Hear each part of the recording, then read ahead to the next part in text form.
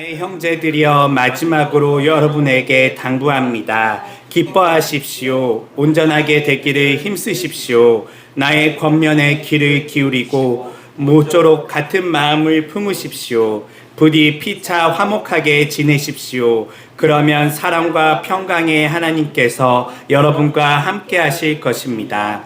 거룩한 입맞춤으로 서로에게 인사하십시오. 여기 계신 모든 성도가 여러분께 문안 인사를 드립니다. 주 예수 그리스도의 은혜와 하나님의 사랑과 성령의 사귐이 여러분 모두에게 함께 하시기를 빕니다. 아멘.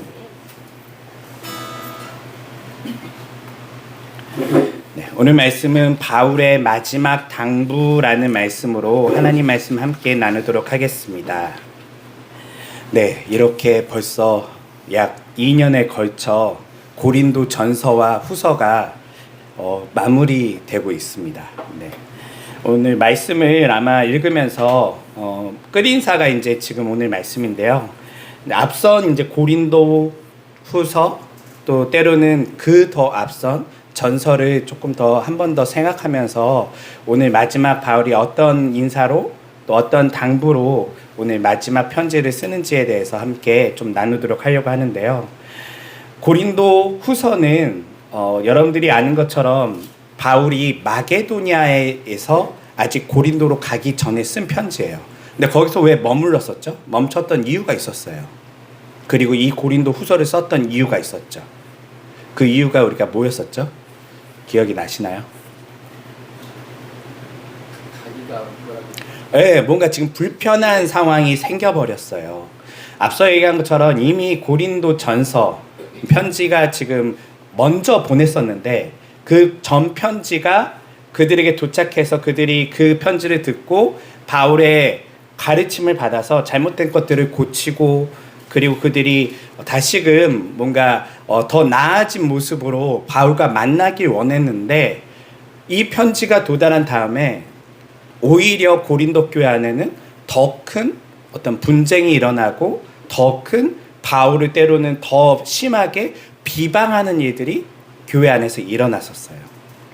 바울은 그 상황 가운데 고린도 교회로 바로 갈 수가 없었어요. 왜냐하면 본인이 그곳에 가게 된다면 바울이 오늘 편지 거의 마지막에 나오는 것처럼 자신이 차오르는 그 분노와 그들에 대해서 참을 수 없이 굉장히 질책할 것이 자신이 뻔하기 때문에 이런 것들을 서로 얼굴을 붉히기 전에 그들에게 한 번 더 그들이 오해하고 있는 것이 무엇이고 또 그들이 꼭 들어야 되는 것이 무엇인지를 한 번 더 쓴 편지가 고린도 후서죠. 그래서 고린도 후서에는 크게 두 가지 주제가 흘러가요.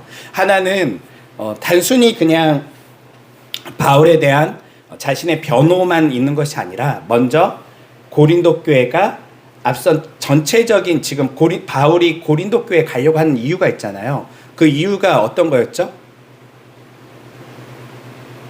지금 바울이 지금 이 초대교회에 중요한 사역을 하고 있었어요. 그 사역이 바로 예루살렘 교회를 돕는 구제에 대한 어떤 일이었거든요. 그런 일도 하고 또 교회 식구들도 볼 겸 그곳에 가려고 했지만 지금 상황이 녹록지 않은 상황이에요. 그래서 바울이 직접 가기보다는 누굴 보냈죠? 디도를 먼저 보냈어요. 여러분 기억 잘 하시죠? 네. 디도를 보냈는데 디도를 고린도 교회 성도들이 그래도 따뜻하게 맞아주었어요. 나름의 희망을 품고 다시 한번 편지를 쓰는 거예요. 너희들이 지금 디도를 잘 맞아준 사람도 있지만 여전히 고린도 교회 안에는 누구를 반대하는 사람이 있었냐면 바울을 반대하는 사람들이 있었죠. 그리고 그 반대하는 사람들이 어떤 사람들인가에 대해서 우리가 좀 같이 지난 말씀을 통해서 나누었었어요. 바울을 반대한 사람들은 어떤 사람들이었을까요? 바울을 반대한 사람들. 누가 바울을 제일 싫어했을까요? 예수님으로부터 배웠던 그 예루살렘에서 왔던 사람들이에요. 예루살렘 교회에 있었던 사람들이거나 때로는 그 예수님의 제자들에게 배웠던 사도들에게 배웠던 사람들이에요. 그들이 왜 바울을 싫어하고 있었죠? 바울이 앞선 일에서 어떤 일들을 저질렀었죠? 예루살렘 교회를 완전히 분해시켜 버렸거든요. 그 교회를 박해했었고 거기 있는 사람들을 잡아갔었고 죽였어요. 스데반이라는 한 집사가 그들의 눈에 죽는 것을 보게 됐단 말이에요. 우리 교회 식구를 죽인 사람이 어느 날 유명한 목사가 돼서 활동하고 있다면 여러분들은 어떻게 그를 대하시겠어요? 그가 아무리 좋은 일을 한다 하여도 그에 대해서 인정하고 싶으시겠어요? 인정하기 어려울 거예요. 저는 여기에 두 가지 다 공감이 돼요. 바울을 반대했던 사람들이 왜 그렇게 바울을 미워했을까? 바울이 그렇게 잘못한 건 없잖아요. 그런데도 그렇게 미워했던 이유는 미워할 만한 이유가 과거에 있었다는 거예요. 바울도 그걸 잘 알아요. 그래서 그 부분에 대해서 변론하지는 않아요. 변명하지는 않아요. 하지만 그들이 말하고 있는 자신의 사도성을 부인하는 것에 대해서는 바울이 강력하게 변론하고 있죠. 그래서 이 고린도후서는 두 가지의 큰 주제가 있는데, 하나는 예루살렘 교회를 돕기 위한 구제에 대한 이야기가 있고요. 또 하나는 바울 자신의 사도성을 변론하는 그 이야기가 이 고린도후서에 들어가 있어요. 그러다 보니까 고린도후서에는 굉장히 감정적인 글들이 많이 보여요. 그래서 오늘 특별히 읽은 말씀의 인사 부분이 오늘 마지막 이 짧은 말씀인데요. 보통 바울의 서신들을 보면 인사가 길어요. 거기 누구도 잘 있냐? 내가 잘 있다고 꼭 얘기해줘라. 여기 누구도 있다. 우리 가서 곧 만날 것이다. 우리 만나면 이런 이야기도 나누자. 우리 만나면 이렇게 서로 반갑게 인사하자. 여러 가지 이야기들을 원래 바울은 많이 하는데요. 오늘 고린도 후서의 말씀에 보면 인사가 굉장히 짧아요. 그 짧은 이유는 앞서 얘기한 것처럼 반갑게 인사할 만한 지금 상황이 아니라는 거예요. 바울이 멈췄던 이유가 뭐였다고요? 지금 고린도 교회가 바울과의 오해 때문에 지금 어려운 상황 가운데 그 관계가 어려워졌기 때문에 그것을 변론하려 하였고, 이 인사는 마지막에 짧게 했던 이유는 바로 그러한 어떤 어려운 감정들이 들어가 있다는 것이죠. 그래서 그들에게 당부와 짧은 인사만 해요. 그래서 오늘은 이 당부와 짧은 인사가 있는데, 인사는 사실 크게 볼 게 없어요. 인사는 정말 말 그대로 안녕, 잘 있어, 곧 만나자, 이거하고 비슷해요.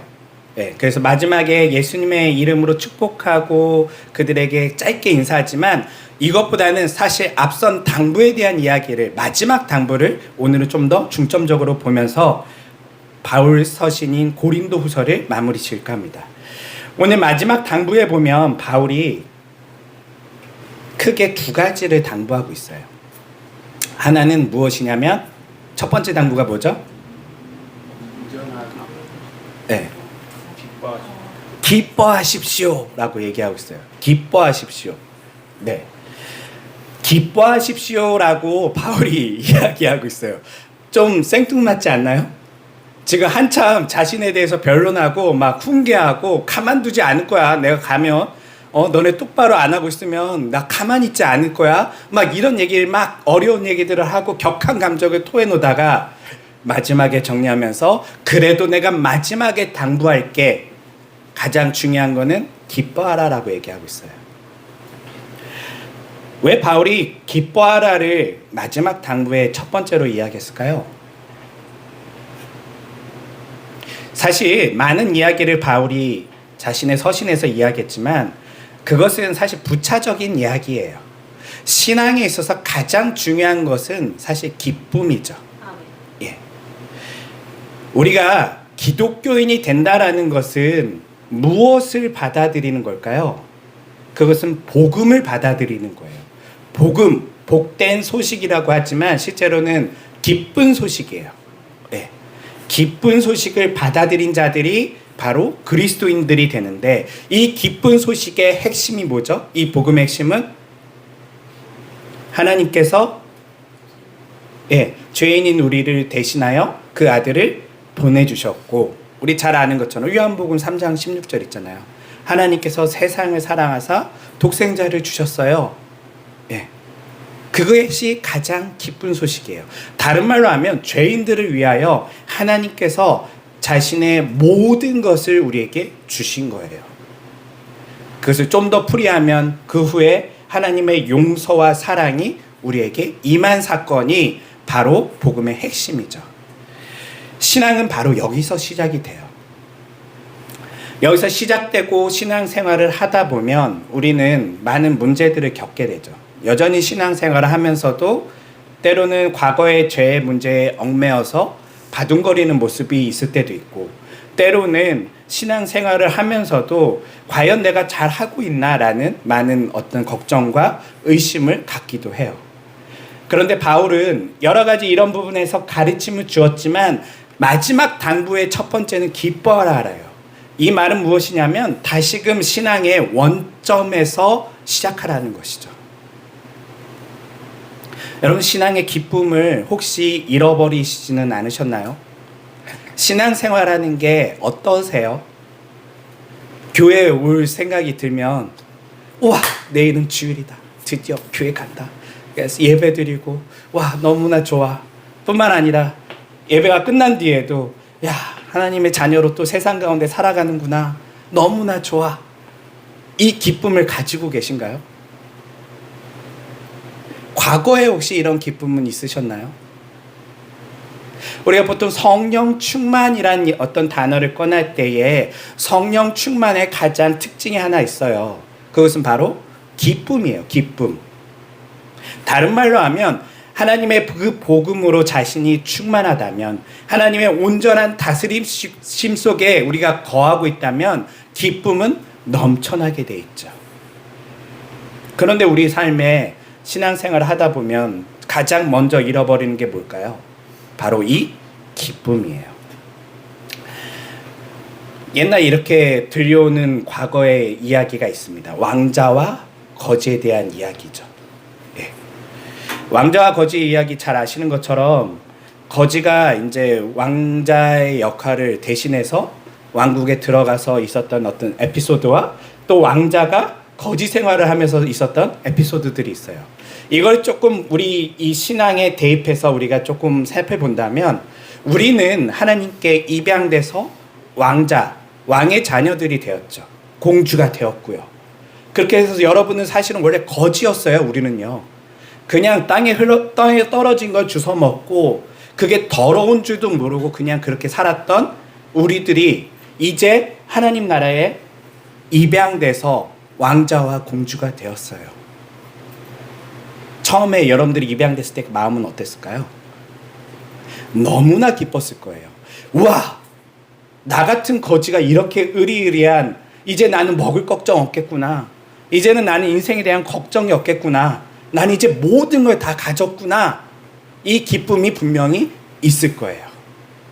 그런데 우리가 잘 아는 것처럼 그 에피소드에서 그 왕자가 된 거지는 그 왕국의 생활에 대해서 만족하던가요? 만족하지는 못해요. 왜냐하면 이 왕국 생활은 사실 그 거지처럼 살아가는 자유가 없어요. 거지처럼 살아가는 자유가 뭐죠? 내 마음대로 하는 거죠. 내 마음대로 일어나고 싶을 때 일어나고, 내 마음대로 먹고 싶을 때 먹고, 아무거나 먹고 아무렇게나 살고, 내 마음대로 살았던 이 거지 같은 자유가 없어요. 왕국 생활은 뭐가 있죠? 왕자만의 규율이 있어요. 규칙이 있어요. 왜냐하면 이 규칙이 이 왕자를 비로소 교양 있고 정말 왕자와 같은 모습으로 바꿔주거든요. 신앙생활도 비슷해요. 우리가 복음을 처음 접했을 때는 아마 여러분들 다 기뻤을 거예요. 와, 내가 하나님 믿는 거 너무 좋아. 예배 드리는 거 너무 좋아. 찬양할 때마다 기쁨이 흘러넘쳐. 그런데 신앙생활에 들어와서 예배를 드릴수록 여러분 이렇게 사셔야 됩니다. 여러분들 이렇게 하셔야 됩니다. 이런 어떤 하나님의 뜻에 따라 사는 것을 배우면 배울수록 우리 뭘 잃어버리죠? 기쁨을 잃어버려요. 그리고 다시 뭘 찾죠? 내 맘대로 살았던 자유를 갈망해요. 아, 옛날에는 내 맘대로 살았었는데, 옛날에는 정말 내 쾌락을 위주로 살았던 나의 모습을 갈망하면서 내가 하나님의 자녀로 살아간다는 그 기쁨을 잃어버린 채 이제 불만을 가지고 때로는 내가 왜 이렇게 하나님 믿는 게 힘든 건가 라는 걱정 속에 살아가는 것이 우리들의 모습이라는 것이죠. 고린도 교회 성도들도 사실 바울이 이 이야기를 많이 한 거예요. 너희들이 하나님의 자녀라면 마땅히 어떻게 살아야 될지에 대해서 많이 얘기했더니 그들에게 뭐가 사라지고 있을까요? 기쁨이 사라져요. 바울은 앞선 잔소리를 많이 한 다음에 다시금 얘기하는 거예요. 그렇다고 해서 너희들이 이 잔소리에 집중해서 사는 게 핵심은 아니라는 거예요. 먼저는 뭐가 있어야 된다는 거죠? 기쁨을 회복하라는 것이죠. 여러분, 거지가 왕의 자녀가 되었어요. 그 기쁨이 있잖아요. 그 기쁨을 가지고 사실은 왕자처럼 공주처럼 살아가는 법을 우리는 터득하고 익숙해질 때까지 우리의 삶을 변화시켜 가야 해요. 이 과정이 성화이고요. 그래서 때로는 쓴소리도 듣고 때로는 하나님께 징계도 받으며 때로는 우리가 말씀을 통해서 마음의 찔림을 얻어야 되는 것도 사실이에요. 그런데 이 찔림 가운데 여러분들이 꼭 잊지 말아야 될 건 뭐냐면 여러분들이 왕의 자녀답게 살고 있기 때문에 겪는 일이라는 것을 꼭 기억하셔야 된다는 것이죠. 다른 말로 하면 이제 여러분들의 신분이 바뀌었기 때문에 당연히 해야 할 일들을 하고 있는 거예요. 대단한 일 아니에요. 물론 거지에게는 힘든 일이죠. 하지만 하나님의 자녀로 살아가는 우리에게는요, 이제 그것이 불평이나 때로는 그것 때문에 다시 거지처럼 살고 싶어서가 아니라 맞아. 나 이제 입양됐으니 나도 멋지게 살아야지. 왕의 자녀처럼 하나님의 뜻에 따라 살아야지 라는 마음을 당연히 품고 살아야 하는데 우리는 그 마음을 품지 않기 때문에 자꾸 기쁨을 잃어버리고 억압받고 있다라고 생각한다는 것이죠. 그런 사람들에게 바울이 먼저 회복될 것은 기쁨을 회복하라예요. 기뻐하라. 마지막 당부를 한다. 너희들한테 기뻐하라. 열심히 잔소리를 했지만 이 잔소리 물론 너희들이 잘 지켰으면 좋겠지만 그 전에 이해해야 될 것은 너희들이 복음을 듣고 하나님의 자녀가 된 사실을 마음 깊이 이해하고 알고 회복하라는 것이죠. 여러분 혹시 마음속에 여전히 신앙의 기쁨을 잃어버리고 때로는 고린도 교회 성도들처럼 의무적으로 때로는 더 나아지기 위해서 발버둥 치고 있지는 않으세요?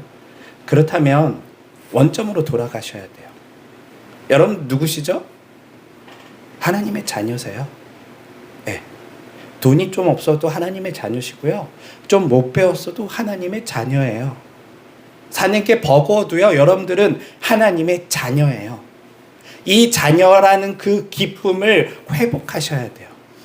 야, 이 땅에서 사는 게 좀 힘들지만 그래도 나는 그 거지처럼 사는 삶으로 돌아가고 싶지 않아. 나는 이제 명예롭게 살 거야. 이 마음을 가지고 이 땅에서 멋있게 살아가는 모습을 보여주셔야 돼요. 그런데 많은 그리스도인들이 그 모습을 보이지 않기 때문에 이 땅에 어쩌면 많은 일반 거지처럼 살아가고 있는 사람들이 우리들의 모습을 보면서 야, 하나님의 자녀가 되는 건 행복한 일이 아니구나. 이렇게 생각한다는 거예요.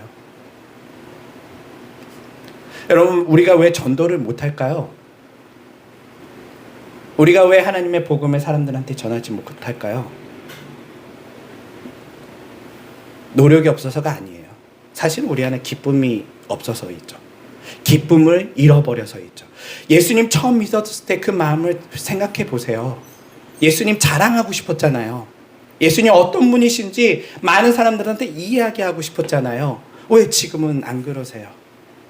기쁨을 잃어버리신 거예요. 바울이 다시금 당부합니다. 기쁨을 회복하라고요. 기뻐하라. 마지막 당부하노니 기뻐하라. 두 번째 당부는 뭘까요? 네, 두 번째 당부. 온전하라요. 기쁨을 회복하고 온전하라래요. 여기 순서가 아주 중요해요. 온전해지면 기뻐지는 게 아니에요.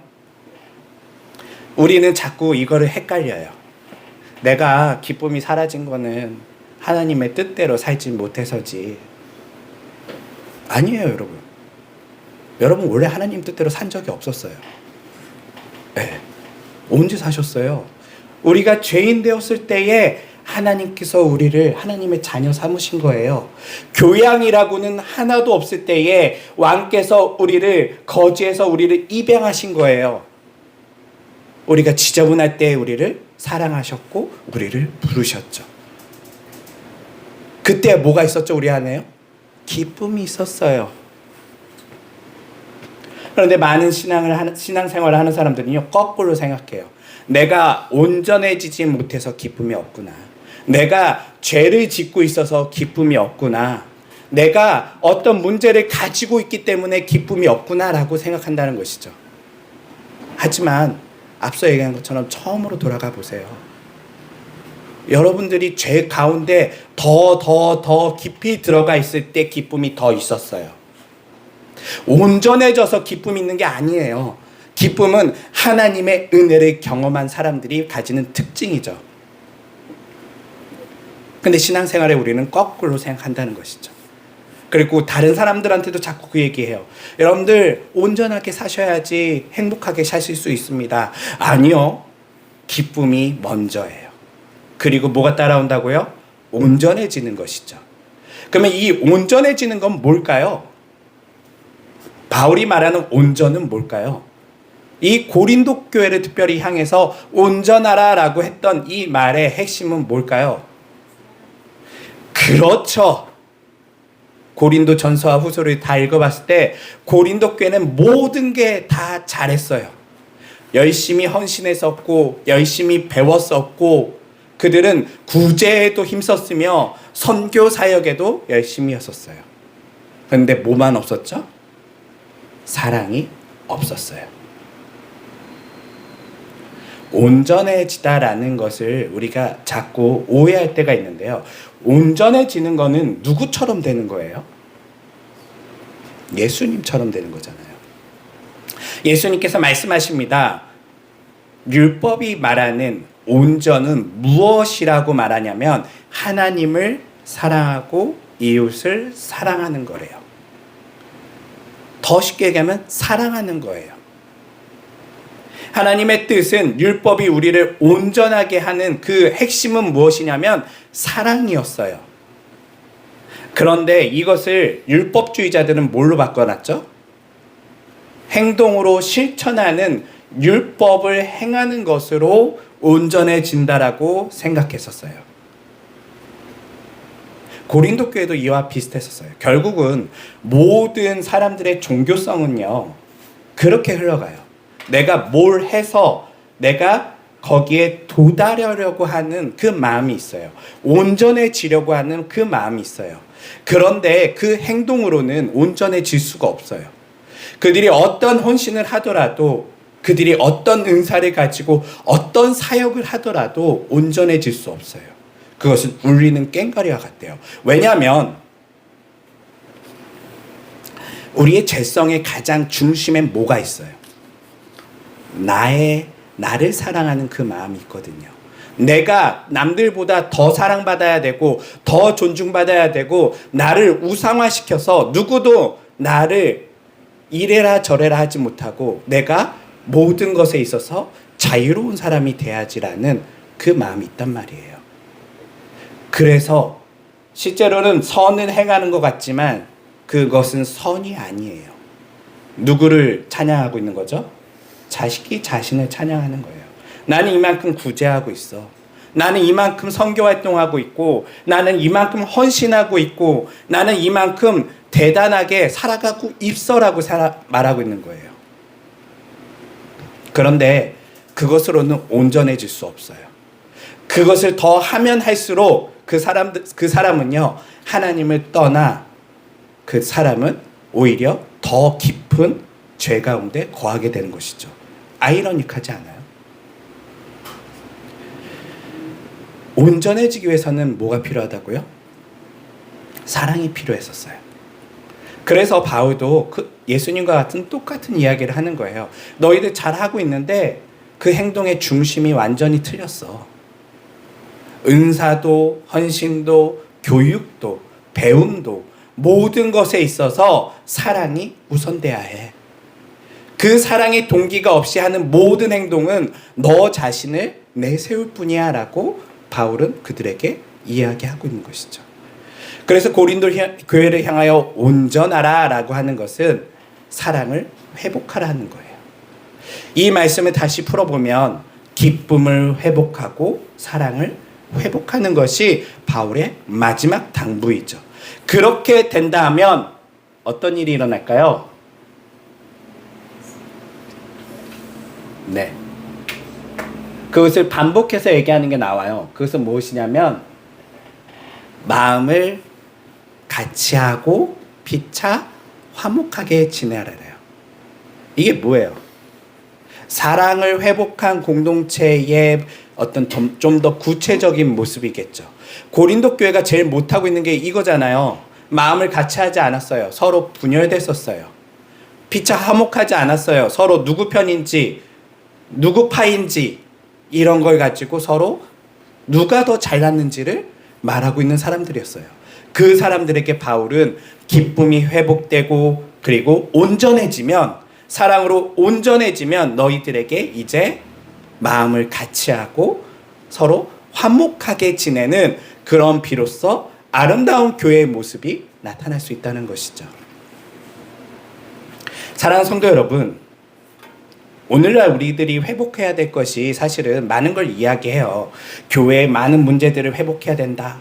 교회 재정을 회복해야 되고, 목회자의 권위를 회복해야 되고, 성도들이 어떻게 교회에 참여해야 되고, 여러 가지 이야기들을 우리는 교회의 어떤 문제를 해결하기 위한 이야기로 내놓지만, 실제 바울의 마지막 당부는요, 이 두 가지예요. 교회가 뭐가 있어야 된다고요?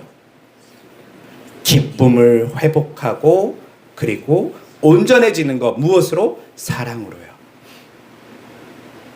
이게 없으니까 싸우고, 이게 없으니까 교회 돈을 자신의 돈처럼 사용하고, 이게 없으니까 교회 안에서 봉사하면서 교회는 더욱더 분열되고, 이게 없으니까 멋진 사역자라고 사람들한테 추앙받지만 교회를 파괴하고 있는 일들이 오늘날 일어나고 있다는 거예요. 사랑하는 성도 여러분, 2000년 전 고린도 교회랑 오늘날 우리들의 교회랑 별반 다르지 않아요. 어쩌면 우린 고린도 교회보다 한참 못 미치죠. 그런 대단한 교회에게도 바울은 이 두 가지가 교회의 마지막 당부래요.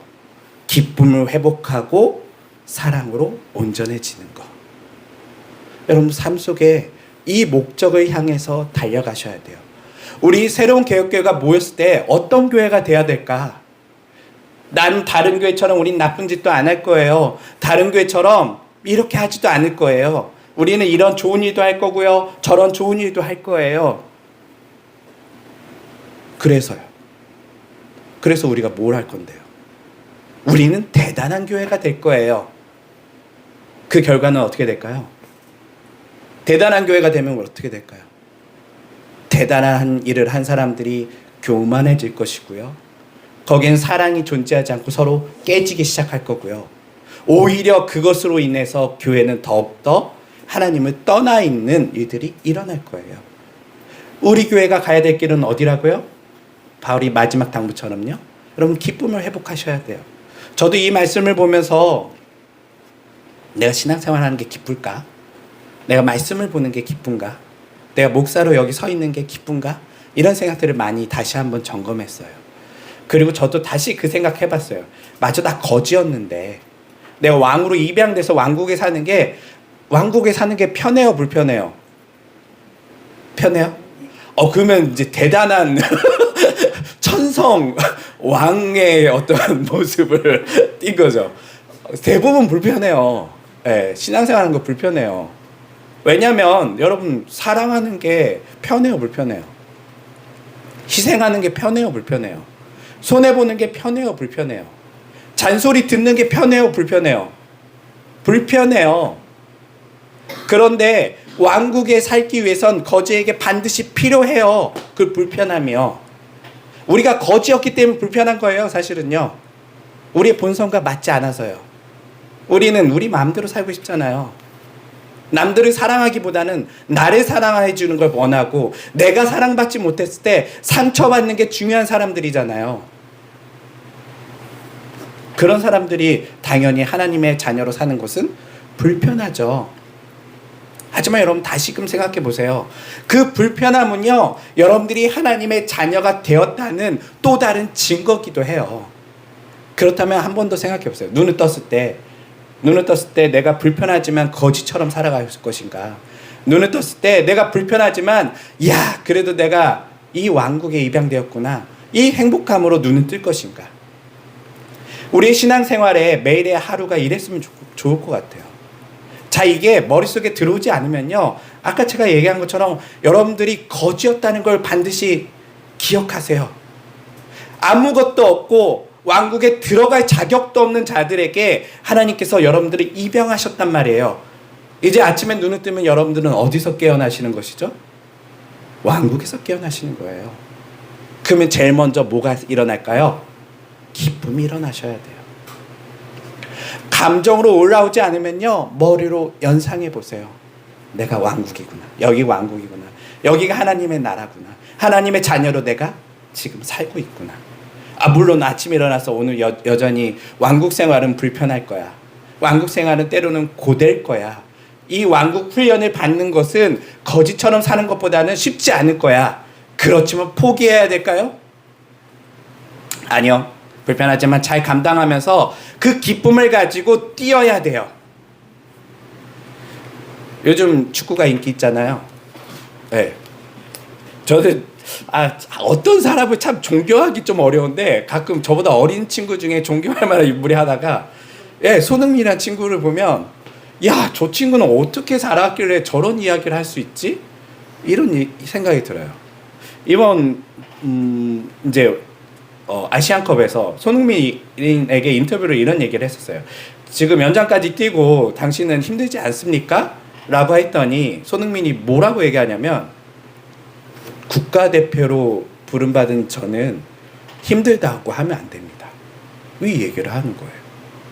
이게 얼마나 명예로운지 나는 알기 때문에 여기서 힘들다, 불평할 만한 말한다는 것은 그건 말이 되지 않습니다. 나는 마땅히 이 힘듦에도 불구하고 이 명예가 저에겐 더 중요합니다라는 것을 말하고 있는 거예요. 우리 그리스도인들이 이렇게 얘기해야 돼요. 예수 믿고 사는 거 쉽지 않지 않아? 그럼 뭐라고 하실 거예요? 맞아, 힘들어 죽겠어. 신앙생활하는 거 너무 힘들어. 맨날 교회 가면 잔소리하고, 자꾸 돈도 안 주는데 봉사시키고, 자꾸 힘들어 죽겠어. 자꾸 나보고 손해보라고 하고, 자꾸 나보고 지라고 그러고, 용서하라고 그러고, 자꾸 이런 얘기해. 이런 불평하는 사람이 되시면 안 돼요. 우리 멋있게 얘기해야 되잖아요. 인터뷰 해야 되잖아요. 불신자가 여러분들한테 물을 거예요. 야, 예수 믿는 거 어때? 연장까지 뛰었던 너는 어때? 라고 물으시면 어떻게 멋있게 대답할까요? 저는 이 손흥민한테 배워야 된다고 봐요. 국가대표로 뛰는 것은 힘들다고 하면 안 됩니다. 예수 믿는다고 하는 것은요, 힘들다고 하면 안 돼요.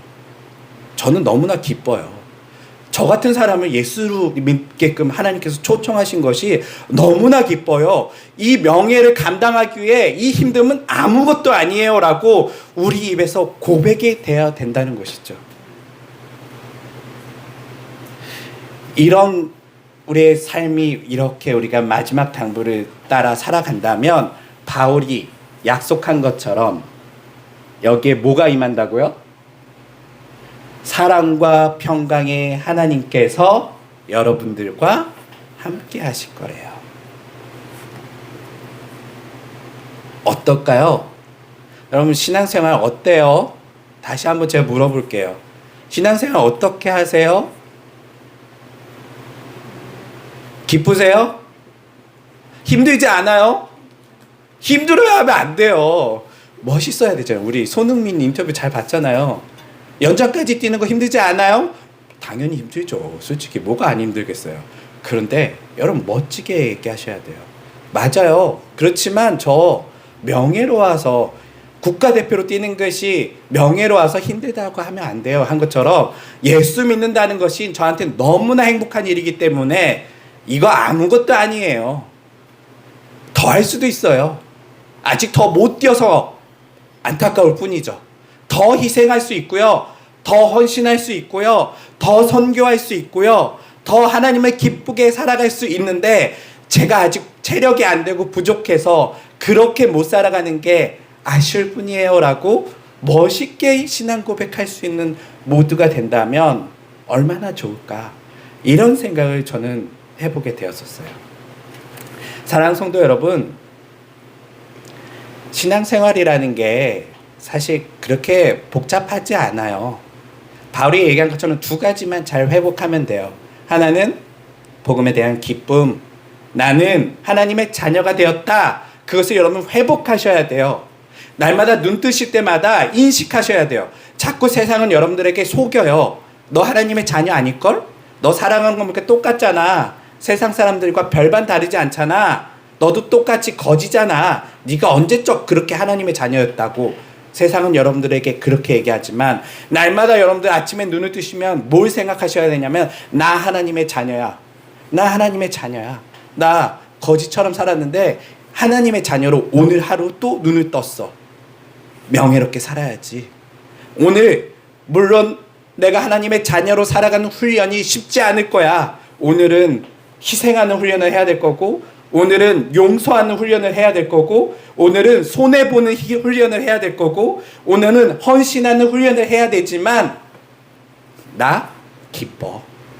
이 훈련을 받을 수 있는 자리까지 온 것만 해도 너무 행복해 라고 우리 입에서 여러분은 고백할 수 있도록 날마다 여러분들의 인식을 바꾸셔야 돼요.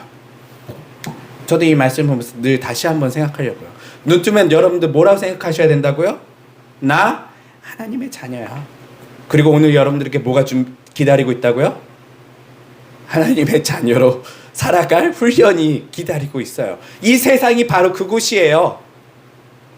왕의 자녀들이 왕의 자녀답게 살아갈 수 있도록 하나님께서 여러분들의 인생에 훈련 프로그램을 만들어 놓으셨어요. 그것이 때로는 고난이고, 때로는 가난이고, 때로는 건강을 잃어버림이고, 때로는 사랑하는 사람들과 기쁨의 또한 시간도 갖겠지만, 이 모든 것이 여러분들을 위한 하나님의 자녀답게 살 수 있게 하는 훈련 프로그램이에요. 그 훈련이 있다고 불평하시겠어요? 그 훈련이 있다고 포기하시겠어요? 아니에요. 나 하나님의 자녀라는 것을 굳건히 붙들어 주세요. 그리고 두 번째 당부가 뭐였죠? 온전해지라. 뭘로요? 사랑으로. 사랑이 없으면 온전해질 수가 없어요. 다른 거 다 잘했던 고린도 교회 실패했잖아요. 사랑이 없어서요. 여러분들에게도요, 우리 물론 다른 것도 잘 못하지만 사랑이라도 우선 가지셔야죠. 사랑한다면요, 다른 것들을 온전하게 만들 수 있어요. 사랑하면 은사도 온전해지고요. 사랑하면 헌신도 온전해지고요. 사랑하면 무너진 우리들의 가정도 온전해질 수 있어요. 사랑하면 무너진 우리의 직장도 온전해질 수 있고요. 사랑하면 교회도 온전해질 수 있어요. 다른 프로그램이 중요한 게 아니에요. 우리가 무너진 이유는 뭘 안 해서가 아니라 사랑이 없어서예요. 그걸 회복하셔야 돼요. 사랑하셔야 돼요. 그러면 또 이 얘기가 나올 거 아니에요. 그거 어떻게 사랑해요? 네. 여러분 사랑 어떻게 하세요? 여러분 사랑 노력하시나요? 방법을 쓰시나요? 사랑은 어떻게 빠져들죠?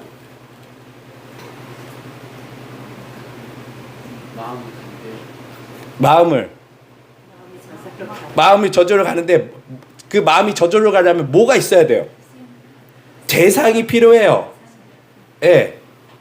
그 매력에 빠져들어가야 돼요. 사랑을 하기 위해서는요. 우리 안에 사랑이 있어요? 없어요. 우린 욕망만 있어요. 우리의 사랑은 대부분 누군가를 이용해서 나를 채우려고 하는 욕망이 주된 우리의 모습이죠. 우리가 진정한 하나님의 사랑을 하기 위해서는 누구를 바라봐야 돼요? 하나님. 그분을 바라보셔야 돼요. 조나단 에드워드는 하나님 나라에 대해서 이렇게 얘기해요. 천국은 사랑의 나라이다. 우리가 천국 가서 영원히 살아도 불행하지 않고 우울하지 않는 이유는 하나님께서 그곳에 계시기 때문이다. 그런데 그 하나님은 사랑의 원천이다라고 얘기를 해요. 이 말은 무엇이냐면 하나님은요, 우리가 이 땅에서 누군가를 이성을 사랑해도요, 목숨을 내던져요. 부모가 자녀를 사랑하면 자신의 인생을 손해보면서 자녀들을 키워내요. 이 세상의 사랑도 이렇게 위대할진데 이 사랑의 원천인 하나님을 바라보면 우리는 어떻게 될까요? 그 사랑에 충만해져요. 우리의 힘은요, 여기서 오는 거예요. 이 사랑을 우리가 본받아 마치 태양이 있고 달이 있는 것처럼 달이 빛을 뿜을 수는 없어요. 달이 빛을 내기 위해서 뭐가 필요해요? 태양빛을 받아야지 빛을 낼 수 있는 거거든요. 하나님을 바라보시면요, 하나님의 사랑에, 하나님의 그 매력에 여러분들이 빠져들어가면 빠져들어갈수록 여러분들은 사랑을 회복할 수 있는, 사랑을 할 수 있는 사람들이 되어지는 것이죠. 그래서 오해하지 말아야 될 것은 또 사랑하라고 하니까 자꾸 또 율법적으로 사랑을 어떻게 할까? 누구한테 오늘 이렇게 하면 사랑하는 걸까? 아니요. 사랑은 동기예요, 동기. 잘해주는 게 사랑 아니에요. 잘해주는 건 적선이죠. 사랑은요, 정말 사랑하는 거예요. 빠져드는 거예요.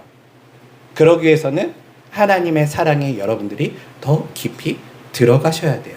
그럴 때에 우리가 온전해지는 거예요. 말씀을 정리합니다. 이렇게 고린도 후서의 마지막 이야기를 통하여 바울은 수많은 잔소리들을 앞서 전서와 후서에 했지만 결국은 본질적인 이야기로 말씀을 끝내요. 너희들이 기쁨을 회복하고 그리고 온전해져라. 온전해지는 것은 사랑이 너희들에게 필요하다라고 얘기해요.